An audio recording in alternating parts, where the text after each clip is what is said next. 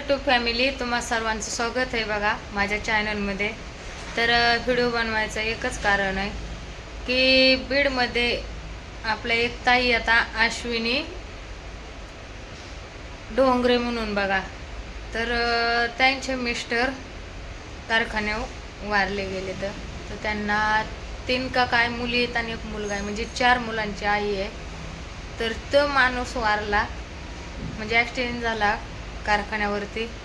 तर आता त्या बिचारीची परिस्थिती कशी बघू शकताय तुम्ही। तर एवढं खूप वाईट वाटतं ना, लोकांचं बघितलं तर वाईट वाटतंय बघा। खरंच असं जगात कधीच कुणावरती टाईम येऊ नये, आणि असं खरंच कधी कुणाला देवाने अर्ध्यात सोडून जाऊ नये, नेऊ नये। आणि खरं ही नवरा बायकोचं जीवन आहे, जोपर्यंत एकमेकांची साथ आहे तोपर्यंत देवाने दोघांना बी संघ जगून द्यावा, संघच मारावे। का तर मागं कुणाची कुणाला तकलीफ व्हायला नको आहे। एवढी खूप दुःखद वाईट घटना झाली का नाही।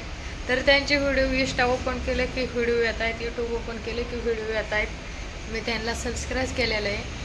तर त्यांचे व्हिडिओ बघितले की अक्षरशः डोळ्यात पाणी येते। बिचारीने एवढे परिस्थिती बेकार परिस्थिती असताना आणि एवढे खंबीरपणे नवऱ्याच्या पाठीमागे उभा राहणारी म्हणजे एक गरीब स्त्रीच होऊ शकते।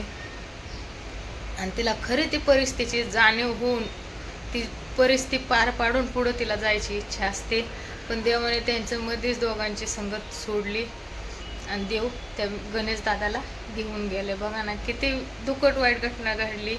आणि मेन संक्रांतीचा महिना आहे, बिचारीचे काय म्हणजे काय भावना असत्या, संक्रांतीला व्यवसाय कधी जाईन, कधी ती काय करण, असं म्हणजे तिचे विचार चालू असताना तरच देवाने त्यांना अर्ध्या संगत सोडून घेऊन गेलेला आहे।